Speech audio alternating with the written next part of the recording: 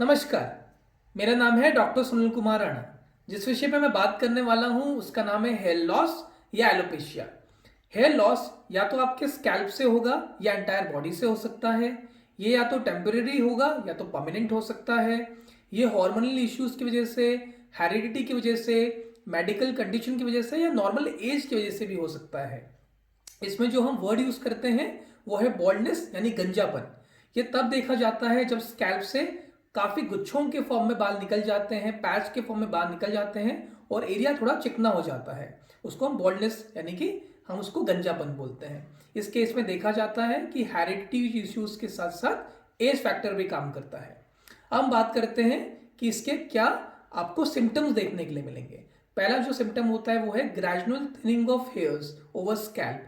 धीरे धीरे करके आप देखोगे कि आपके बाल पतले होते जा रहे हैं, उसमें स्कैंटीपन, छांटापन आने लग गया है, आपको इजीली अपने सर पे गंजापन सा दिखने लग जाता है। ये केस में आप देखोगे कि हेयरलाइन रिसीड करती है यानी फ्रंटल एस्पेक्ट का जो बाल है ये पीछे खिसक जाता है और महिलाओं में क्राउन पोर्शन का बाल हल्का पड़ जाता है। इस केस को हम लोग फीमेल पैटर्न हेयर लॉस बोलते हैं या मेल पैटर्न हेयर लॉस भी बोला जाता है। सेकेंड जो उसमें केस मिलता है वो है एलोपेशिया एरेटा। आपके बालों की जड़ पे गोल पैचेस बन जाते हैं। ये एक ऑटोइम्यून डिसऑर्डर होता है और इसमें भी हेयर लॉस देखने के लिए मिलता है। इस पर हमने पहले भी एक पूरा वीडियो बना रखा है।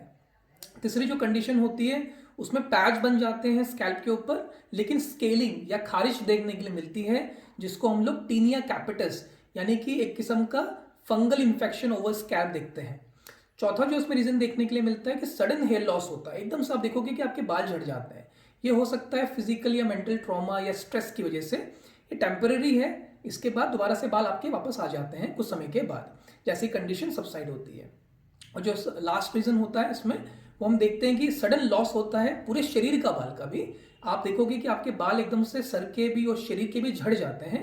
ये केस होता है अगर आपकी कीमोथेरेपी चल रही है, अगर कोई कैंसरस पेशेंट है उनके केस में। ये भी टेम्परेरी होता है, एक बार रोग ठीक होने के बाद वापस बाल भी आ जाता है। अब हम बात करते हैं इसके कारण क्या होते हैं, कॉज क्या होंगे। देखिए पहले एक चीज आपको समझनी है, एक दिन में एक पुरुष या महिला में 50 से 100 बाल टूट सकते हैं। ये एंटायरली नॉर्मल होता है, पर इसमें पता नहीं चलता क्योंकि जितने बाल टूट रहे हैं उतने साथ साथ में उगते भी रहते हैं। ये तब दिक्कत शुरू हो जाती है जब बाल टूट तो रहे हैं लेकिन उगते नहीं हैं। उस वजह से आपको थिनिंग वगैरह देखने के लिए मिलती है स्कैल्प पे, हेयरलाइन रिसीड करते हुए नोटिस होती है। अब हम बात कर लेते हैं जो कॉज क्या होता है। तो उसमें देखिए पहला कॉज तो हेरिडिटी का हो गया, यानी कि अगर अनुवांशिक कैरेक्टर्स हैं, आपके पिताजी माताजी के बाल जल्दी चले गए थे, ग्रैंड पेरेंट्स के जल्दी चले गए थे, तो ये आपके साथ भी हो सकता है, इसको हम हेरिडिटी बोलते हैं। सेकंड इसमें हो सकता है कि भाई कोई हार्मोनल इश्यूज हो या कोई मेडिकल कंडीशन हो, जैसे कि कोई लैक्टेटिंग मदर है, क्या प्रेगनेंसी है या मीनोपॉज हो जाता है तो भी हेयर फॉल देखने के लिए मिलता है, हेयर लॉस देखने के लिए मिलता है। एलोपेशिया एरेटा नामक कंडीशन है या कोई ऐसे ही कोई सिस्टमिक डिजीज होती है, उस केस में हमें ये चीज़ देखने के लिए मिलेगी। थर्ड होता है इमोशनल एस्पेक्ट, कोई मेंटल स्ट्रेस वगैरह है तो ये फैक्टर्स भी मिलते हैं। अगर कोई रेडिएशन थेरेपी चल रही है स्कैल्प में, उसकी वजह से भी हेयर लॉस देखने के लिए मिलता है और कभी कभी ये परमानेंट भी होता है। अगर हम स्कैल्प के ऊपर कोई ना कोई प्रोसीजर्स करा रहे हैं, जैसे हेयर स्टाइल्स वगैरह कर रहे हैं या हेयर ट्रीटमेंट लेते हैं, जैसे बहुत तेज गर्म पानी का यूज़ कर रहे हैं स्कैल्प पे या तेज गर्म ऑयल का यूज़ कर रहे हैं, बालों को बहुत टाइट बांध के रखते हैं, तो ये सारे फैक्टर्स भी आपके स्कैल्प में ये कंडीशन को कॉज कर सकता है। इसके बाद हम बात कर लेते हैं कि इसमें रिस्क फैक्टर्स क्या है, किन लोगों में ये हेयर लॉस देखने के लिए इजीली मिल जाता है। पहला मैंने बताया फैमिली हिस्ट्री तो है ही, दूसरा होता है एज, समय के साथ भी बाल टूटता है। तीसरा जिनको कोई सिस्टमिक डिजीज है जैसे ल्यूपस है या डायबिटीज मेलाइटिस है। चौथा जिनका सडन हेयर लॉस हुआ है।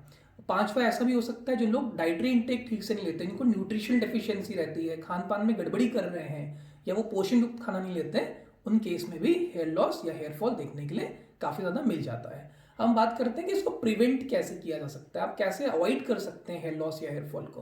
पहले तो जब आप कोम यूज़ करते हैं वो थोड़ा मोटा टूथेड वाला यूज़ करिए। आप स्कैल्प में जब उसको बालों को जब सुलझाते हैं तो रगड़िए मत बालों को या खींचे मत बालों को, उससे बाल टूटता है।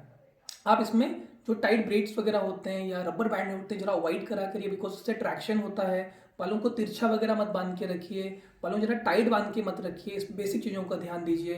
हॉट ऑयल का वगैरह का यूज़ मत करिए स्कैल्प में। जो कलर्स यूज़ करते हैं बालों को सुलझाने के लिए यूज़ किया जाता है, रॉड्स वगैरह का, गर्म रॉड्स का, हॉट रॉड्स, उनको आपको अवॉइड करना चाहिए। आप अगर कीमोथेरेपी रह रहे हैं तो कूलिंग कैप आती है, वो आप यूज़ कर सकते हैं। आप इसमें स्मोकिंग को अवॉइड करिए। जब आप धूप में निकलते हैं, इन्वायरमेंटल कंडीशन की वजह से, अल्ट्रावायलेट रेज की वजह से भी हमारे बाल वगैरह खराब होते हैं, उसको भी हमें ध्यान रखना चाहिए। तो अम्ब्रेला वगैरह का हम यूज़ कर सकते हैं, जितना हो सके धूप को अवॉइड कर लीजिए। अब हम बात करते हैं कि इसका ट्रीटमेंट क्या अवेलेबल है। देखिए, इसमें जो ट्रीटमेंट है बहुत बेसिक ट्रीटमेंट्स हैं। ऐसा नहीं है कि 100% कारगर होते हैं, लेकिन अगर वक्त पे ट्रीटमेंट शुरू किया जाए तो फर्क ही पड़ेगा।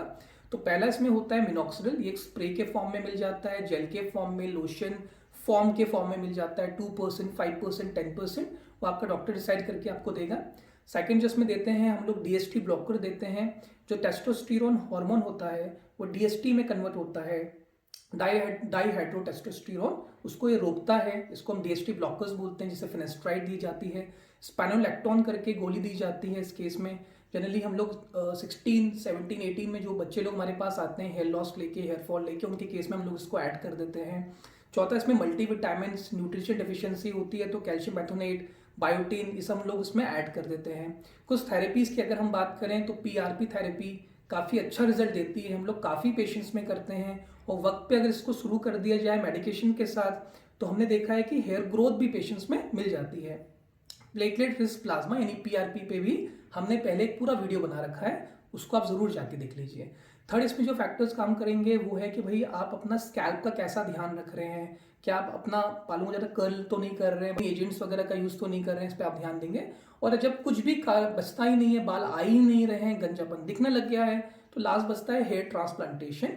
ये एक लास्ट ऑप्शन होता है अगर बाल नहीं आता है तो अब हम अगला वीडियो जो बनाएंगे उस पर हम androgenetic alopecia, male pattern hair loss, female pattern hair loss पे प्रॉपर डिस्कशन करेंगे। मिनॉक्सिडिल स्प्रेज कैसे काम करता है, फिनेस्ट्राइड कैसे काम करता है, इस पर पूरा बात करेंगे। तो आप हमारे चैनल को सब्सक्राइब करिए। कोई कमेंट होता है तो आप हमें कमेंट सेक्शन में बताइए, हम उसका ज़रूर रिप्लाई करेंगे। धन्यवाद।